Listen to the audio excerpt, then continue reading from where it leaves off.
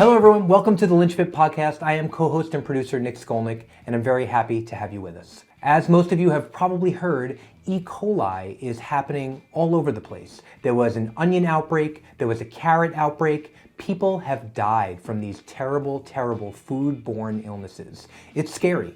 Today, we're going to hear a powerful story from Mike Lynch about a time he almost died from eating a vegetable. It's a crazy story. It could happen to anyone, and I think you really need to hear this. And probably wash your fruits and vegetables a little more than you already are. Let's get right to it. So much crazy stuff happening in the news lately. Obviously, the world is a strange place, but there have been a lot of recent incidents of food-borne illnesses happening. Listeria, Salmonella, E. coli, I mean, it's crazy. We heard about the onions at McDonald's, that was a few months ago, right? There was a carrot problem, a huge, massive E. coli problem with carrots. They were recalled from, hundreds of stores, and people died. People died, and this is scary stuff. Now, we always wanted to do an episode about this because I know you specifically had an issue this past summer where you were hospitalized for a foodborne illness. So I wanted to just quickly touch on this stuff, maybe have you share your story with the audience, tell them a little bit about what happened, and give them some pointers and ways on how to do better with their food safety, avoid cross-contamination, and hopefully avoid ever dealing with any of these problems. Yeah, and it's crazy. I didn't get the call, Nick, but my son does his own grocery shopping now because he's 21 years old. The grocery store actually called him because somehow, some way, they must have went through their computers and realized that he bought carrots. And they called him direct on his phone and said, hey, throw the carrots out. Wow. That's how, when the grocery store is going through all of their purchases for that week and calling. Do you realize how laborious that is to get on the phone and call every single person?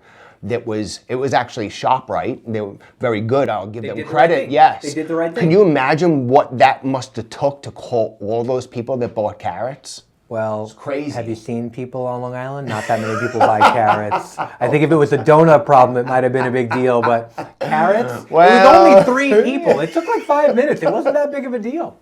No, I know. I'm being silly, but I'm sure there were a lot of people who bought carrots. Yeah. I'm sure there were people. That's great, Nick. But in all seriousness, people died. Yes. This is a big, big problem. So the issue was E. coli on the carrots, right? Which is actually a bacteria that we have a lot of good E. coli inside of our guts, but there's some bad E. coli that we want to watch out for. And that's the reason why we should be washing all of our vegetables, right or wrong? Big time, and we're going to tell the story of why. And me and my wife, we wash things like crazy, and right. I still was a victim of it. So you had this issue over the summer. Yes. Tell us a little bit about where it all started. Right. So before we get started, Nick, it's just not only E. coli, right? We have E. coli. Yep. We have another bacteria that I got. That was the real bastard that almost killed me. Campylobacter. Okay. Then we have Salmonella, and then we have Listeria, I believe, too. Yeah. Those are the 4 big dogs that really can cause havoc and, unfortunately, especially with these carrots, death. So it's nothing to kid about, and it happens so much more than people realize. But now, for whatever reason, it seems to be at even a heightened level. I don't know if it's the time of the year or what's going on, but it's pretty scary. And this has been something that's been a problem for decades and probably longer than that, but we're just hearing about it more now because it's easier to disseminate information. We get information from all over the world, so we're hearing a lot about this, which is good because we need to know that people can die from eating a vegetable. Yeah, and here's the thing, sometimes you can get these and they can be in, look, we're both not doctors, but there's different levels, and sometimes you can get, I got salmonella poisoning when I was very young. I think I got uncooked chicken from a Chinese food restaurant, and I was sick for about a week. I had diarrhea and stuff like that, so sometimes people do get these things, but it's not so terrible where they just think, they got a bug, a stomach bug, but it could, or I picked up somebody from work, but sometimes it could be E. coli or something like that. And you could even get it from a dog, sometimes if the dog has it and they lick you or something like that. So there's a lot, people definitely need to, past this video, need to educate themselves, because again, this could be something, here you are, you made the joke of the carrots. You would rather die, eating French fries and a cheeseburger and a big fat milkshake. Yeah, you don't want to be penalized for doing the right thing. This poor guy died of it sounds so comical, but he died of a carrot. That's awful. Imagine being at the funeral. How did he die? He ate a carrot. It's fucking crazy. No, it's sad. It's crazy. Yeah, no, it's really sad. So back to, we had plans on doing this because this is such a serious topic, but now we felt like we had to push the envelope and get this done sooner because of what's going on. So I'm a pretty healthy guy. I feel good all the time. And I woke up on a Thursday and I just kind of had to grind through work. I just didn't feel right. Felt like a little bit tireder than normal. Woke up the next day, felt a little bit more tired. And I said to my wife, because she works from home, I said, I think I'm going to take a nap, which is totally out of character for me. And I actually came out to the studio and went on the couch, and I fell asleep for 2.5 hours. And you're not a napper? No, I do not nap at all. I've tried. I would love to be a napper, but I am not one that, the brain's always going, right? Sure. So I woke up, I just kind of felt a little stupefied, and I was like, oh man, I hope I'm not coming down with something. So that day I just didn't feel right. Woke up Saturday and I worked out. And when I worked out, I caught a glimpse in the mirror and my face was really red. And I'm usually palish, so I kind of actually said, wow, I look kind of healthy today. I got good coloring in my face. Not only did I know what was about to happen, but I got done, took a shower, ate something, and I just, again, didn't feel right. So I said, my wife, I said, I feel tired again. I'm gonna go to sleep. And she said, really? I said, yeah. So it was like 12 o'clock. But at this point, could have been a bug, could have been the flu, could have been a cold. Yeah, could have been I just anything. had this weird little fatigue going on. So she's like, okay, I fall asleep for 4 hours again. I'm saying, oh man, something's not right. So right away, the world we're living in now, I figured I got COVID, That night, I go to bed, I wake up, I am just drenched from head to toe. Head to toe, I am fucking burning up. I said to my wife, man, I need to take my temperature. And I had like 104 fever. Okay. That's like you're hallucinating at 104. Well, not yet. I unfortunately, as a kid, Nick, I used to get 106 fevers. My parents used to have to throw me in ice baths and stuff like that, and then you're really just. But 104, you're right around there. When you get to 105, which I did, that's where you just start to you want out, man. You're actually, when you get a really bad fever like that, and it sounds horrible, but feel so horrible, especially if you had it for a few days and you're dehydrated and shit. You're actually okay with dying. That's how bad it is. Yeah. And I am not somebody that wants to die.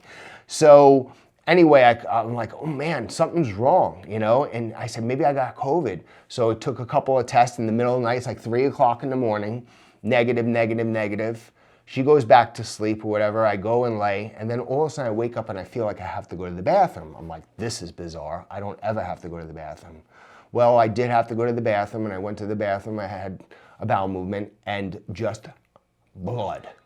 And I said, whoa. Just the whole toilet bowl was filled with blood. And hardly nothing really came out of me because I really didn't eat a lot that day because I was sleeping. And for those of you who are snacking during this conversation, you might want to put the chips down for a second while we talk about blood in his stool. Go on. Yeah. Yeah, and it wasn't really gross because there was nothing there. I didn't eat that much because I didn't feel well. And I was like, whoa. And I thought I was so fatigued and I thought maybe I was it was the middle of the night. I thought no, I imagine that almost. So, went back to bed or whatever. 15 minutes later, again, boom, blood all over the place. And I'm saying, oh, something's wrong here, man. Now, up to this point, what the hell is this? This is not a symptom of COVID. This is not COVID now. Feels like it's hospital time to me. Yeah, so now I started getting this bad feeling in my stomach. So I said to my wife, I'm sorry. My wife loves her sleep. And I said, babe, I'm sorry, but I think it's time to get to the hospital. So anyway, we go to the hospital, and I get there, and I'm just running to the bathroom. I'm just bleeding and bleeding and bleeding, and I'm sitting there, and I'm in the ER for hours. And finally, they made me, which was very embarrassing. They made me give them a sample, and I gave them a sample, and then they came back many hours later, and they said, "Sir, you have E. coli," which I knew what that was. I said, "Really?" I said, "Okay." And they said, "And worse than that, you have another bacteria called Campylobacter." Now, at that point, I had never heard of that word. I said, "What, Campylobacter." And basically, like right away, they took me up to the 3rd floor and gave me my own suite, because you can... You're contagious? Oh, yeah. Well, you're not contagious. Your feces are. So if you're sharing a toilet with somebody, Okay. and it could spread through the whole hospital. You get a whole staff, you're shut. The hospital will shut down. So they gave me my own suite. And Nick, for 4 days, I was there for 5 days, and I think that at that time, it's weird, like there was a little bit of a rush of COVID at that time in the summer, which is so weird that you get these rushes. It was like late July, and I think they let me out a day earlier than they really wanted to let me out, because first off, I did not eat for 4 days. Now, I am a very hungry human being.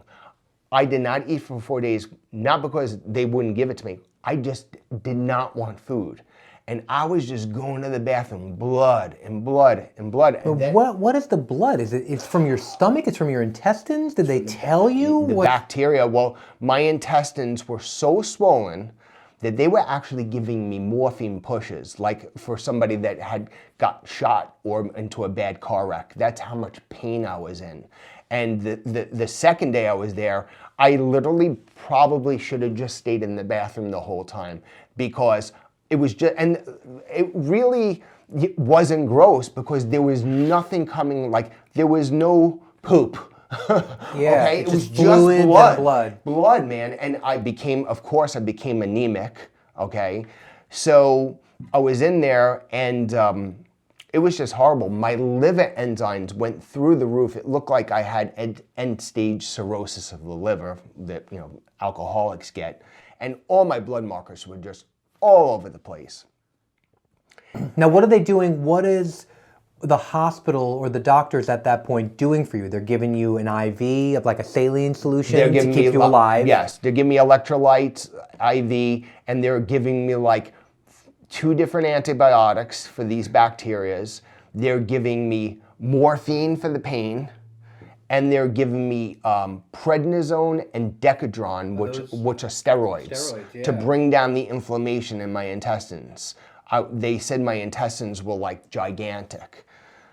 So it was crazy too, because day 4, all of a sudden, all these doctors and nurses just rush in, and they're like, "Mr. Lynch." And I'm sitting there, and I'm like, "Yeah." They're like, "Are you okay?" And I'm like, "Yeah, why?" And they're like, I'm like, "As good as I can get." And they're like, "You don't feel like you're gonna pass out right now?" And I'm like, "No, why?" Now, not to sound like a jerk, because I'm in shape, my resting heart rate is already low, okay? My resting heart rate went down to like 27, which is not good. And I said to them, they're like, I had gotten so bad, Nick, that they said, "We can't even give you a Tylenol, because if you do, your heart can stop." Because my heart rate went down so low. And I said, "Listen, I said, I don't want to sound obnoxious, but I already have a low resting heart rate. My blood pressure is already so low naturally.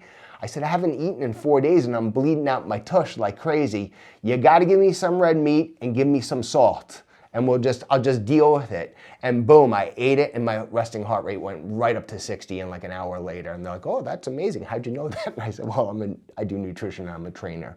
So anyway, I was there for 4 days, and they just kept on keeping me because my liver enzymes were so out of whack. There was a couple other markers that are above my pay grade that were my GFR, which has to do with your kidneys. That was thrown off, and we'll get into the things that these bacteria can cause. It's crazy.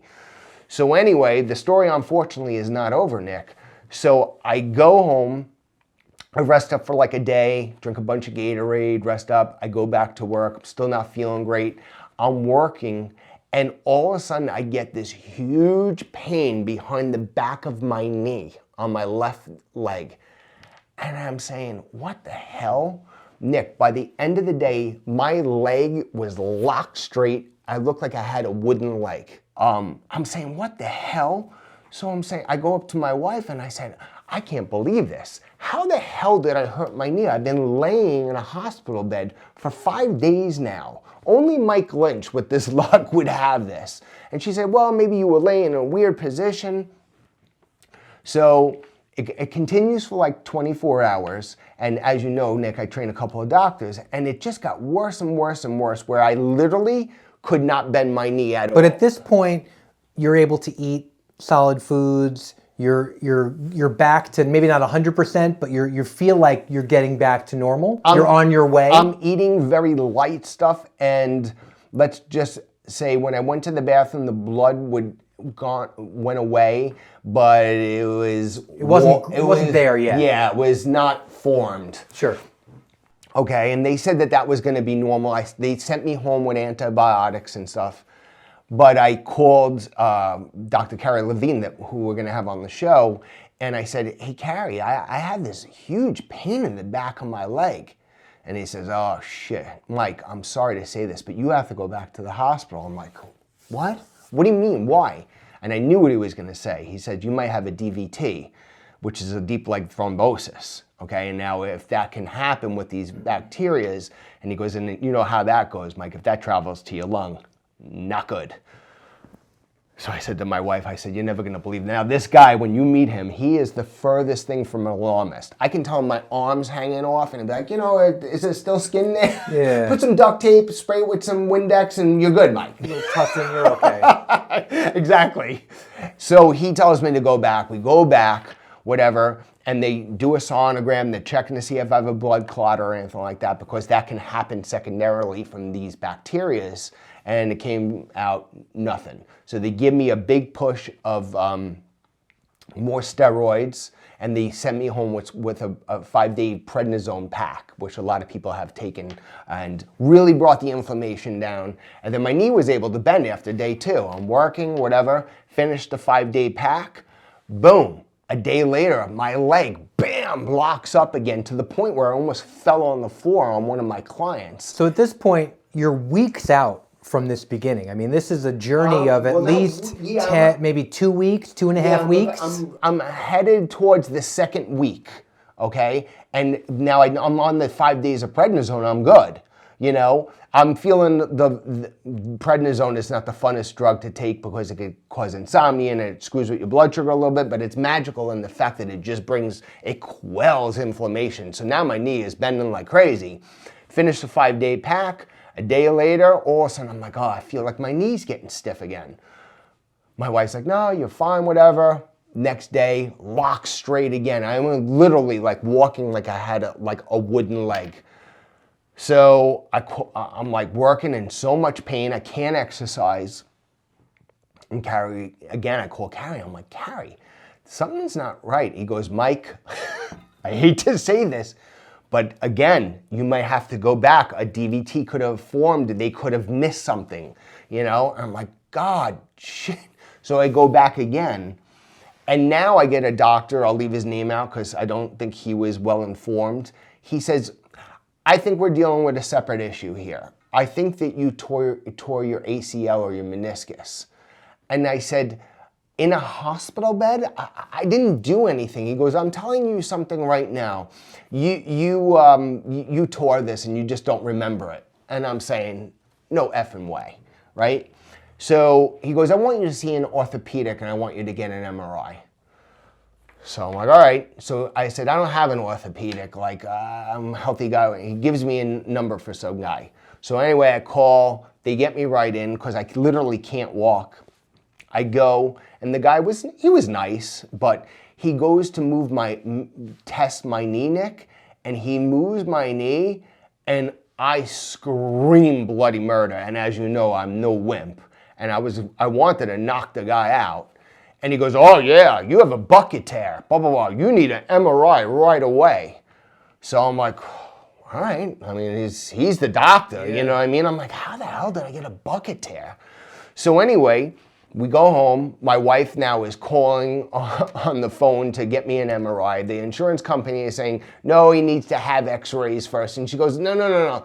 Listen, he can't walk. He needs an MRI or whatever. Well, an hour later, after this guy tried to bend my leg, I felt like someone fucking threw a hand grenade and it exploded and shrapnel went in my leg. All of a sudden, I was screaming like I'd never screamed before. And I, screaming to the point I'm dragging myself on the floor. And I called Carrie again. And I'm like, Carrie, this guy's saying I have a bucket tear. Like, if I was almost in tears. That's how painful it was. So he goes, Mike, I'm telling you right now, you need to get back to that fucking hospital right now. I went to a couple of different hospitals. One was closer to the house. I'll leave the name out. But I went back to St. Francis because I just know they're stellar there. I go back there and he goes, do not leave that hospital without a full workup. You want an MRI, CAT scan, something's going on. Maybe you have now this is another thing that can happen with these bacteria. You can get sepsis or septic joint, which is fucking really dangerous. You can lose your limb. So he says, maybe you have sepsis. So I go in there and basically, long story short, I'm gonna land the plane now. Too late. Yeah, man. Listen, it's okay. This Keep is going. crazy. Yeah. Hey, listen, people need to be educated on this shit. This was now like in the third week now. I hadn't exercised or whatever. And they did another sonogram, nothing, no DVT. They gave me an MRI, and what happened was, one of the many things that can happen, especially with Campylobacter, is you can get a thing called reactive arthritis. There's other worse things that can happen where your body just gets arthritic throughout the whole body. There's an actual name for it that's escaping my mind right now, and sometimes it doesn't go away. But you can get what's called reactive arthritis from this Campylobacter, and I think E. coli can cause it too, and it just attacks one joint, and it's from the food bacteria. And what happened was the arthritis got so bad that it formed what's called a Baker cyst in the back of my knee, and it got so huge, and when the guy went to move my knee, he ruptured it, and it exploded in my leg. And all the fluid in there... I'm good. Yeah, and when it exploded, bro, it literally, now I read about it, all the fluid that was in there, and it's just like water, but like it's got acid, and it like ran through my leg and went through all my nerves and my muscle, and it all collected in the bottom of my foot. And my foot, by the time I got to the hospital, looked like a... Baking a loaf of bread? Yeah, it looked like an ape's fucking foot. It was huge. It couldn't get into my flip-flop. That's how big it was, and it turned all black and blue. So what this guy did when he moved, he ruptured that, because usually what they'll do is they'll go in with a needle and they'll drain it, which there's a benefit, believe it or not, from it rupturing, because once it ruptures, it breaks open. So when they drain it, apparently, it can refill, and it's this vicious cycle that you got to drain it and it refills. So when it breaks open, it rips open like a water balloon. So now I just have this thing somewhere in my body. I don't know if it dissolves eventually or whatever, but it broke loose. And a week later, I couldn't walk for like a week. And they had to give me a ton of prednisone again and everything like that. But, you know, I was lucky because this reactive arthritis can last up to a whole year, and it's extremely painful. But, you know, there's probably a long list of people who want to educate themselves that they can get. But they checked I had mentioned my kidney function was way off. You can actually shut your kidneys down with these infections, where you need to be on dialysis for the rest of your life. Forget about the worst case scenario, you can die, right? But you can actually be on dialysis for the rest of your life. As somebody who's a chronic diabetes. From E. coli. Yes, and the Campylobacter. So it can cause this reactive arthritis, and it can cause a lot of different. It can cause permanent irritable bowel syndrome. The list is long. So it really is an important thing for people to really be mindful, because there's many opportunities that every single human being on this earth is getting every single day to get these bacteria, because every time you eat something that is either raw or undercooked, and we'll talk about that briefly here at the end, you're giving yourself an opportunity to get these bacteria and virus. And it has nothing to do with you being healthy or unhealthy. It's just about eating the wrong meal or somebody not preparing your food right. And it could actually end your life. Unbelievable. Sick. I mean, as painful as all that was, you are very lucky. I'm super lucky. People are like, Mike, for such a healthy guy, I think, Nick, to be honest with you, I think I probably would have died if I wasn't as healthy, because I have such a fucking strong immune system, thank God, because of the lifestyle and the diet that we advocate for. And you're so humble. That probably also helped. Just something to consider. It's that humility that usually gets you over the edge. Yes. Good. But I had 105. When I was in that hospital, I had 105 fever.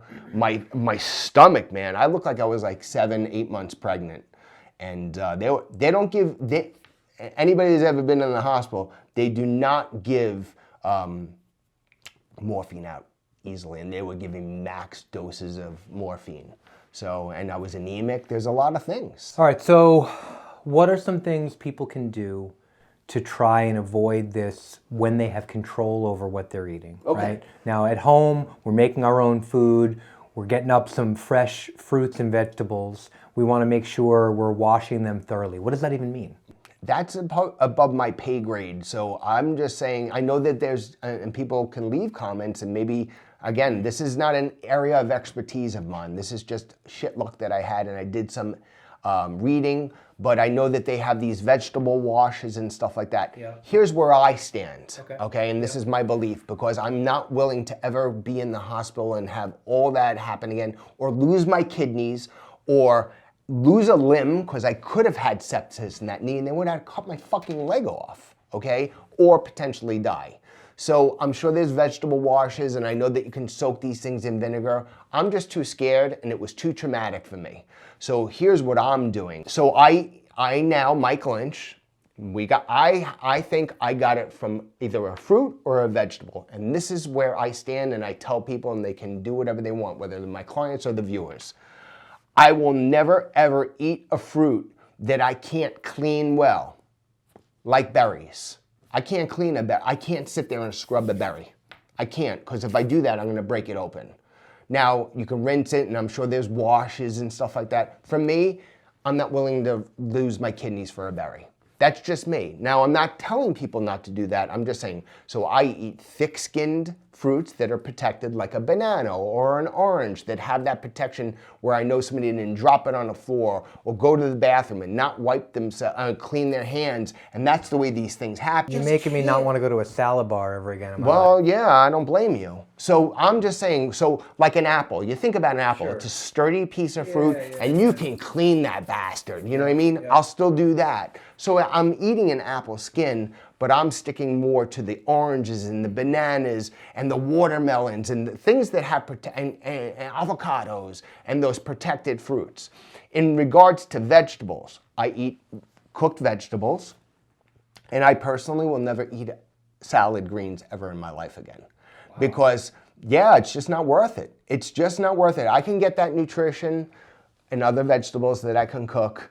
I'm just not willing to roll those dice. Now, I'm not advocating that people, but you know what? I'm sure that the woman that lost her husband, I don't know if this guy was married or not, but he died from a carrot. So when people say, oh, you're being a little extreme, I don't think so. And when I was in that hospital... You have PTSD, basically, from this When experience. I was in that hospital, I said, wow, do I have bad luck? And they said, Mr. Lynch, this happens more than you hear about. We just don't hear about it. So I personally will never eat vegetables that I can't clean really well. And that's just where I'm at this stage of my life. And I don't ever see it. A tomato, you can really clean it, you know what I mean? But some things there's too many cracks and crevices to get in there. So that's... And you know, my meats I always cook, and I probably won't touch sushi again, which I'll miss that. Wow. Yeah. When you have a near-death experience and there's a cause, you usually get freaked out. Listen, for people who don't have the PTSD, you should be washing your vegetables thoroughly. You can enjoy these vegetables. Obviously, you can take Mike's, new eating system and just cut it all out. But if you're like most people and you are going to include these vegetables in your diet, remember this story and wash them carefully. Your fruits, your berries, your vegetables, get in there, wash them thoroughly. I'm guilty of this. I wash quickly. Yeah. My wife yells at me all the time. I probably will not do that anymore. I'm going to wash more thoroughly from now on. Or you can take the skins off. You think about a carrot, you take the skin off. Right, the carrot. Even a cucumber, a cucumber is something I think you can wash really good, right? Yeah. It's a sturdy fruit. Cucumber is a fruit, it's not a vegetable. But if you're like freaked out, or maybe you know somebody or maybe take the skin off, because now you're good. Great. Just make sure that peel, your hands are clean, the peel is clean, and now you're foolproofing it. You know what I mean? But certain things... Watch your cross-contamination. Yeah. Wash your fruits and vegetables. Cook your meats thoroughly. Mike, thank you so much for sharing this story with us. I think, obviously, it's something that we're all hearing about in the news. Yeah. And sometimes hearing, a really powerful personal anecdote can help people to remember this in their day-to-day life. And I think it's something important that we all need to remember. So I appreciate you taking the time to tell the story, and thank you all for joining us. Yeah, I just want to say one last thing, Nick. I'm sure we'll get a comment from somebody that says my microbiome wasn't adequate or whatever. I eat vegetables all the time. I take a good quality probiotic. I take a fiber supplement. I have a very healthy GI tract. I have regular bowel movements. So for the person that may leave, you didn't do this right and that right, let's see if it happens to you if you're still singing the same tune. So sometimes you could do everything right and just get some bad luck that could be deadly. So thank you very much for watching, and we'll see you in the next video. See you next time. Like the video, subscribe, hit the bell notification so you don't miss any videos in the future.